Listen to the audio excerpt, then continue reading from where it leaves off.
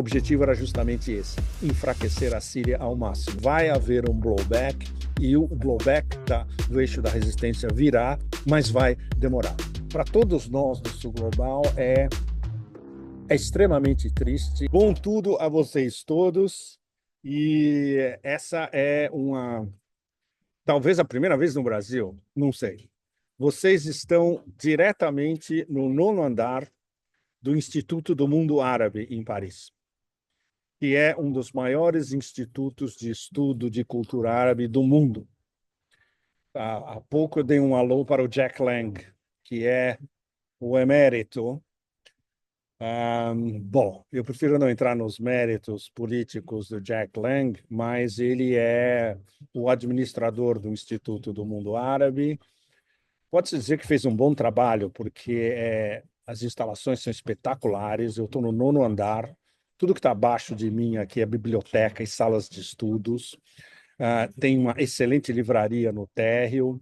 Aqui atrás, onde a gente está, é a Sorbonne. As novas instalações da Sorbonne, que é um negócio enorme. Parece que você está em Toronto ou em Singapura. Nada a ver com os prédios antigos da Sorbonne, que são aqui perto, no Quartier Latin. E na minha frente, que vocês não podem ver, porque está um dia, mais uma vez, horroroso, como sempre, tem uma vista espetacular de uma boa parte de Paris, de pelo menos em 80 graus de Paris. Ao espírito árabe, eu estou tomando um chá espetacular de jasmim, que veio nesta maravilha da natureza aqui. Como vocês podem ver, os pratinhos são lindos no Instituto do Mundo Árabe. O menu do restaurante é muito chique, como vocês podem ver. E, bom, eu tinha que vir aqui para falar de uma cascada de eventos dos mais aterradores da era moderna, que é o que está acontecendo com a Síria. E, olha, eu estou recebendo, por exemplo, sem parar aqui, e-mails das minhas conexões. Esse é das minhas velhas conexões de Washington, um old school do Deep State, informadérrimo, falando de Hamas, Hezbollah, falando do isolamento do Irã. Eles sabem perfeitamente o grande programa dessa ofensiva de salafis jihadistas que, em 10 dias, no máximo, se apoderou de Alepo, Hama, Homs e chegou a Damasco nesse fim de semana, inaugurando uma fase absolutamente negra para a Síria, para o oeste da Ásia, para o eixo da resistência e para todos nós, na maioria global. Logo depois da proclamação não oficial, evidentemente, do califato de Al-Sham, que é o que o salafi jihadista Mor al-Jolani, que até ontem cortava cabeças, mas como ele apareceu na CNN dizendo que ele agora é um woke interseccionalista verde e LGBT, todo mundo no mundo, todo mundo agora no Ocidente acredita que ele se reformou. Ele passou literalmente, ele teve um momento literalmente caminho de Damasco, como São Paulo, e ele era um salafi jihadista, e agora, evidentemente, ele é um líder aprazível que se livrou do horroroso autocrata ditador Bashar al-Assad, que está exilado em Moscou. O exílio foi autorizado pessoalmente pelo presidente Putin. Ou seja, a única pessoa que pode responder no planeta inteiro a razão desse exílio, os detalhes de como esse exílio foi autorizado, é o presidente Putin. Qualquer outra explicação é especulação. Então, não vamos entrar nesse assunto. Este é o fato.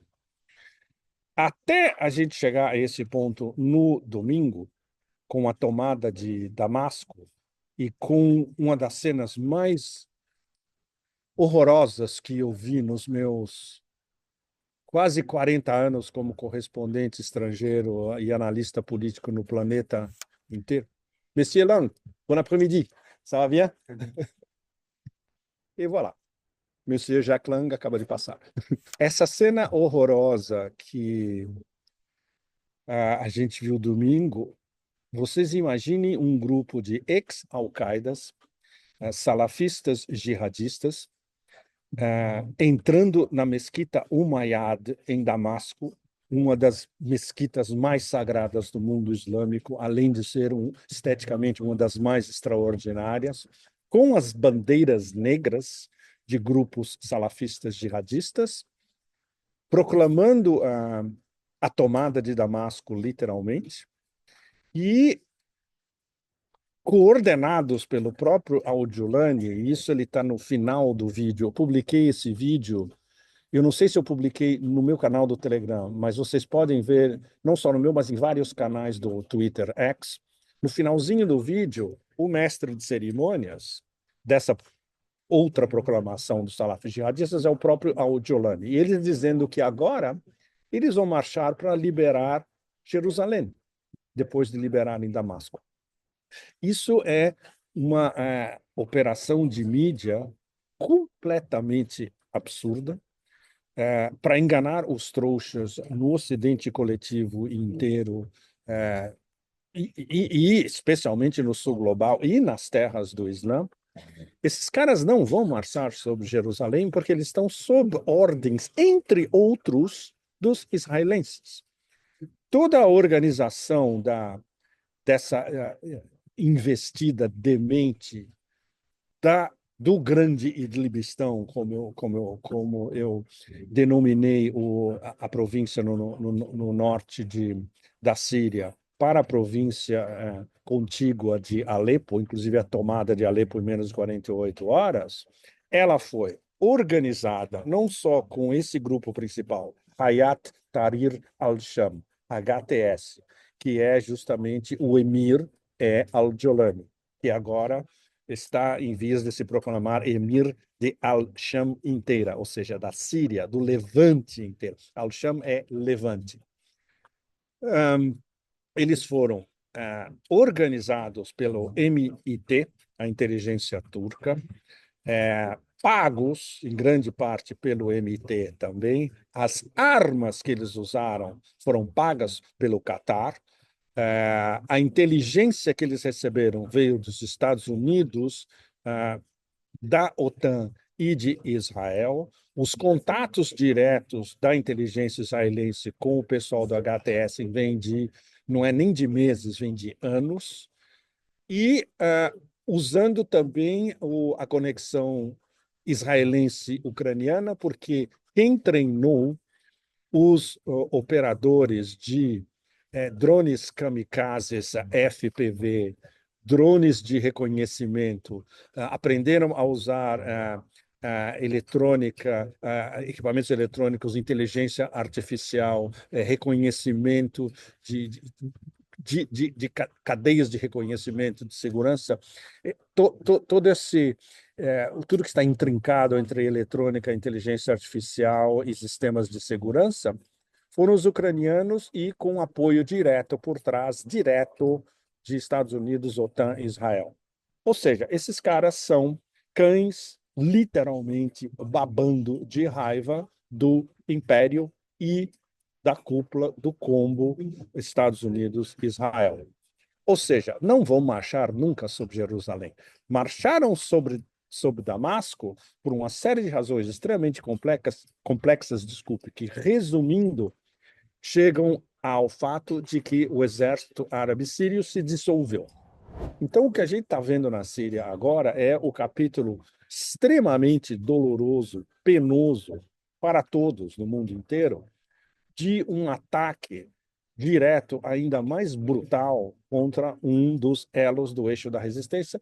Na verdade, o elo mais fraco, porque a Síria já estava enfraquecida, extremamente enfraquecida, depois de 13 anos de guerra ininterrupta, das sanções americanas, o Caesars Act, as sanções americanas extremamente pesadas que destruíram a economia síria nos últimos 13 anos, um roubo contumaz de petróleo do nordeste da Síria pelos aliados curdos, mas aproveitado pelos americanos, o roubo de trigo também, ou seja, um processo de esfomear uma grande parte da população síria durante todos esses anos, ou seja, tirando as fontes de renda de venda de energia do petróleo, esfomeando grande parte da população. Para vocês terem uma ideia, o salário médio de um soldado do Exército Árabe Sírio, a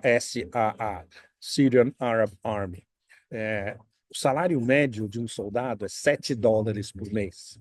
Como vocês podem pensar que um soldado pode sobreviver e ajudar a sua família, seja qual for a latitude, com $7 por mês? O salário de um comandante do exército árabe sírio, muitos deles estavam recebendo $40, $50 por mês. Então, vocês imaginam a repercussão de tudo isso num patamar de anos, patamar de 13 anos. Então, a Síria foi enfraquecida, esfomeada, roubada, vilipendiada, destruída por uma campanha de propaganda absolutamente brutal do Ocidente coletivo inteiro, sem parar. E, no final, a gente, digamos, esse último final doloroso das últimas semanas,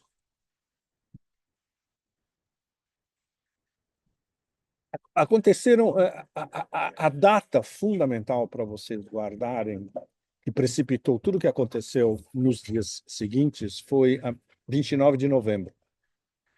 Porque no dia 27, Assad e sua família foram de Damasco a Moscou. Dia 28, um primeiro encontro. Dia 29, o encontro definitivo. E eles voltaram para a Síria no dia 29 à noite, incluindo o encontro direto Bashar com o presidente Putin. E, basicamente, Assad veio pedir ajuda a Putin. E não houve nenhuma reação conclusiva do governo russo, tudo ficou no ar e, basicamente, os russos deixaram. E isso, claro, não vazou em detalhes. Isso é o que a gente aprendeu depois dessa reunião do dia 29. E não foi dito pelo Ministério das Relações Exteriores russo de uma maneira tão taxativa. Mas, basicamente, a Rússia lavou as mãos em relação a Assad, porque eles já haviam proposto várias vezes: escuta, precisa organizar um diálogo, ou pelo menos com uma parte da oposição legítima. Ignorado. Você tem que prestar atenção no que está acontecendo com o exército, que o seu exército está se desmilinguindo. Nada foi feito. Somando com que os iranianos estavam dizendo para Assad há meses também. Desde junho do ano passado, o Ayatollah Khamenei disse diretamente a Bashar al-Assad: look, olha, presta atenção, vai haver mais cedo ou mais tarde, essa coalição de salafis jihadis que está em Idlib, eles estão sendo armados, informados, treinados, pagos por esse eixo demente imperial, e eles vão atacar vocês de novo. Nada foi feito.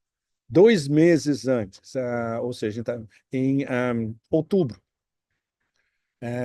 na época da cúpula dos BRICS em Kazan, um pouco antes, inclusive, os iranianos passaram outro recado urgente para Assad: olha, vai acontecer alguma coisa vindo do grande Idlibistão, prepare-se. Não fizeram nada. Então, depois dessa reunião fatídica e fatal, digamos, do dia 29 de novembro, Assad-Putin em Moscou, a cúpula do exército árabe sírio e o sistema de inteligência sírio, eles tiraram as suas conclusões. Ou seja, esse negócio está desmoronando de vez e a gente pode escolher: ou a gente luta e destrói de vez o nosso exército, ou é isso, é o final da linha e vamos ver o que acontece na próxima encarnação política, geopolítica da Síria. E foi isso que aconteceu, basicamente. E é o que explica por que Alepo caiu tão fácil em menos de 48 horas, Hama caiu tão fácil, Homs, onde se achava que ia ter uma linha de defesa montada inclusive com a ajuda dos iranianos, também caiu tão fácil, e eles chegaram a Damasco, e de Homs a Damasco, como eu acho que eu já falei para vocês, num Toyota é 1h30 sem trânsito. É literalmente do lado, né?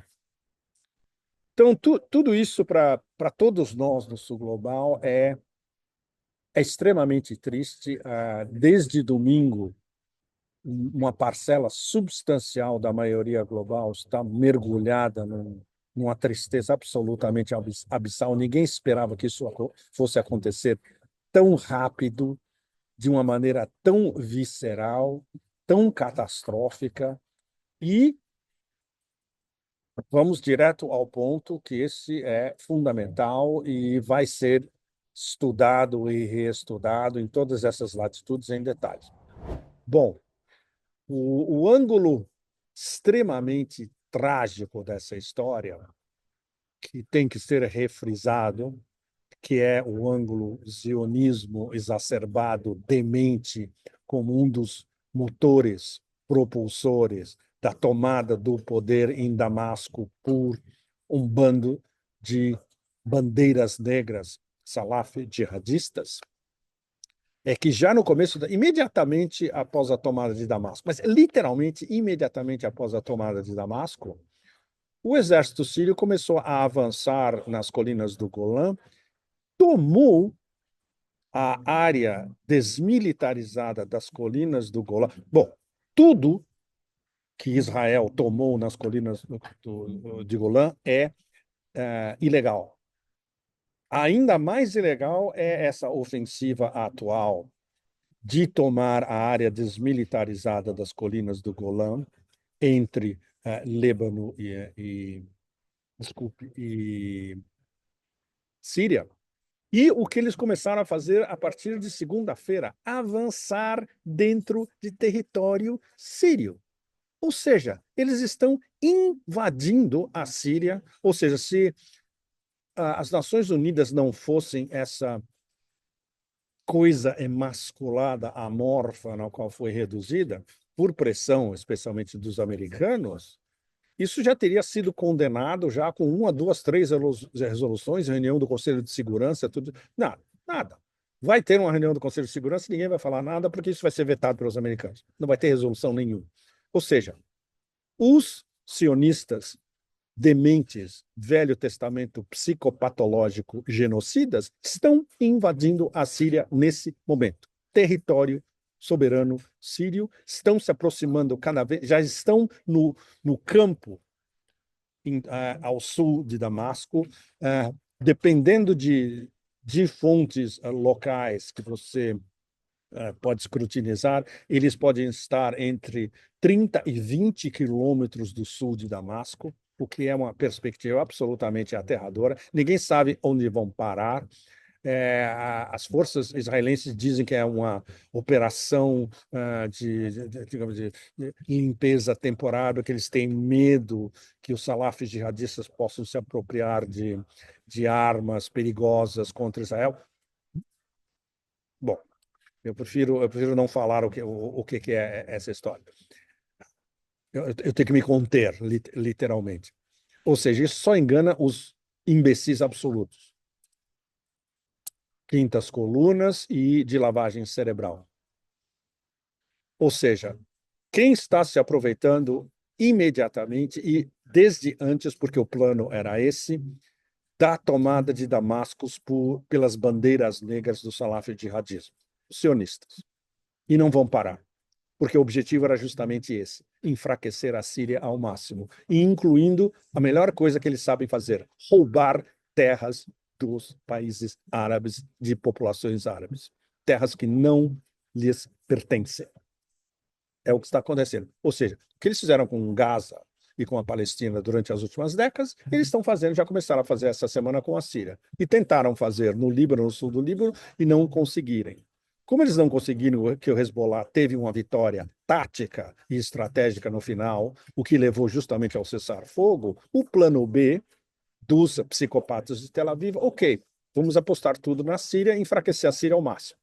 Além da invasão e além de roubar as terras, no momento que a gente está conversando, começo dessa semana, eles já bombardearam mais de 350 vezes todas as remanescentes instalações militares, aéreas, navais da Síria, incluindo navios sírios no porto de Latáquia, do lado dos navios russos, todos os aeroportos militares possíveis e imaginários da Síria, estoques de armas da Síria, ou seja, eles estão desmilitarizando a Síria totalmente para torná-la um estado acéfalo, completamente balcanizado, sem dentes, sem patas, sem nada, sem força nenhuma, que é justamente o que serve à agenda da expansão do grande Israel, Eretz Israel. Ou seja, são os grandes vencedores até o momento. E a curto, talvez no máximo médio prazo, que vai haver um blowback, e o blowback do eixo da resistência virá, mas vai demorar. E é isso que deixa a maior parte das terras do Islã da maioria global apreensivos e mergulhados num blues absolutamente profundo. Então, bom, todo mundo tem que encaixar o golpe. É um golpe extremamente pesado. Do ponto de vista da Rússia, eles vão ter que reorganizar a estratégia deles de como lidar com a Turquia. Eles foram mais uma vez esfaqueados nas costas pelo sultão neo-otomano, que quer reconstituir uma parte do Império Otomano usando terras sírias. Ele quer uma Alepo basicamente controlada, ainda que indiretamente, pela Turquia. Ele quer o norte e o nordeste da Síria com uma faixa de pelo menos 30 a 40 quilômetros separando da Turquia e com um controle absoluto de tudo que acontece nessa região toda do norte e nordeste da Turquia. Ele quer eliminar qualquer tipo de organização trans-tribal, trans-política dos curdos no norte e no nordeste da Síria. Então, os ratos, na verdade, os abutres e os ratos estão brigando entre eles já 24 horas depois da tomada de Damasco, da entrada na venerável mesquita Umayyad, das bandeiras negras do Salaf jihadismo, os abutres e ratos já estão brigando entre si. Os abutres, especiais abutres israelenses, bombardeando tudo que restou da Síria e roubando terras sírias. Os americanos continuando a roubar o petróleo que eles vão continuar a roubar. E no norte e no nordeste é a anarquia mais absoluta, porque tem todo aquele conglomerado tribal, clânico, familiar, de esquemas mafiosos, brigando entre si para manter os privilégios, brigando com os curdos, apoiados pelos Estados Unidos, e muitos deles se unindo aos terroristas financiados pela Turquia e apoiados pelo Ocidente coletivo. Inclusive, a gente pode dizer que o que está acontecendo entre o norte e o nordeste da Síria já é uma briga de cachorro da OTAN contra a OTAN, de duas vertentes de asseclas e, como é que chama? Poodles, chihuahuas da OTAN em campos diferentes. Já estão se arrancando literalmente as gargantas uns dos outros. Mais do que esperado. É o que vai acontecer no oeste, digamos, mais civilizado da Síria.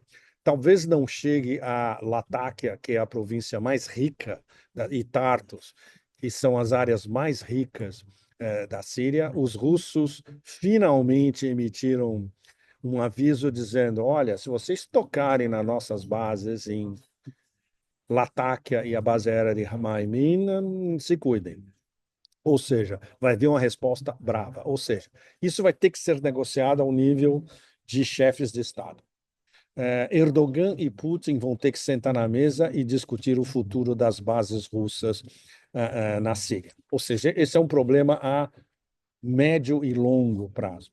O problema imediato para a Rússia é repatriar um monte de ativos em outras latitudes da Síria e em uma certa parte também de Latáquia, de Hamaibin, soldados, alguns perdidos no meio do caminho, ativos, armas, etc. Transferir as principais armas para a base de Latáquia já foram transferidas, inclusive S-400, sistemas de defesa S-400, extremamente poderosos, caros e refinados, sofisticados. E essa negociação Putin-Erdogan é para frente, o que nos leva aos BRICS. O que Irã e Rússia, traídos por um partner dos BRICS, Turquia, como eles vão gerir a possível admissão da Turquia aos BRICS, e não só aos BRICS, mas a Organização de Cooperação de Xangai. Erdogan vai ter que explicar muita coisa, e russos e iranianos sabem perfeitamente o jogo do sultão e da sua inteligência militar durante todos esses, especialmente durante esses últimos meses. E a sorte foi selada, é algo que, no começo da nossa conversa, voltando ao começo da nossa conversa, a sorte da Síria, na verdade, a tragédia da Síria foi selada no último fim de semana, na reunião de Doha, entre os ministros das Relações Exteriores do processo de Astana, Rússia, Turquia e Irã, estavam na mesma mesa. E quando você vê a foto, era uma mesa redonda. Então, aqui na minha frente é Lavrov, aqui à minha direita, Hakan Fidan, o ministro das Relações Exteriores turco, na minha esquerda, o Arakchi, o ministro das Relações Exteriores iraniano.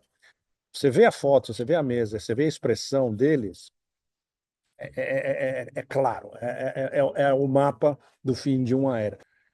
E, evidentemente, a incógnita daqui para frente é uma das grandes incógnitas desse tsunami geopolítico que agora em todo o oeste da Ásia e as exacerbações para tudo que estava em volta. Por exemplo, um tema paralelo, mas super importante, que os Emirados Árabes Unidos foram uns dos que estavam convencendo o Assad a renunciar. E aí começou a vazar a informação de que os russos e MBS dos Emirados estavam... Não, os russos não estavam convencendo o Assad. Os russos estavam mostrando para Assad, olha, o mapa da mina no momento é esse. O que você vai fazer? Putin mesmo disse, se os sírios não querem se defender, nós não vamos os defender no lugar deles mesmos. É completamente absurdo. Мы не собираемся быть большими сирийцами, чем сами сирийцы. Зачем нам это нужно? Então, digamos que é como se Assad já tivesse tomado essa decisão antes, depois desse encontro 29 de novembro fatídico com os russos, mas sem comunicar ao seu chefe ao seu Estado-Maior, ao Exército, à cúpula do Exército e ao seu extremamente sofisticado sistema de segurança. Eles tiveram que tirar suas próprias conclusões. E os iranianos, até o último minuto, tentando salvar a Assad e os sírios de si próprios. Os iranianos falaram, na semana passada, olha, a gente tem 2 brigadas, prontas, a gente pode mandar para vocês dando o ok, vai demorar 2 semanas para eles se posicionarem em território sírio, mas eles são super bem treinados, eles podem ir e chegar a hora que vocês quiserem. Nada, não aconteceu nada. Bom, então, considerem essa conversa diretamente do Instituto do Mundo Árabe em Paris como um prelúdio de uma era extremamente negra. É a era das bandeiras negras na Mesquita Umayyad em Damasco e de sionistas roubando terras soberanas sírias. Ou seja, o futuro da Síria é absolutamente aterrador e isso daqui é um chá em homenagem à força, à riqueza ancestral histórica do povo sírio, para eles conseguirem enfrentar todo o horror que o Império e os seus asseclas despejaram em cima da sua extraordinária nação. Então, em homenagem ao povo sírio, diretamente do Instituto Mundo Árabe em Paris, inscrevam-se no canal. Muito obrigado e a semana que vem vai ter mais histórias de horror. Obrigado. Tchau, tchau.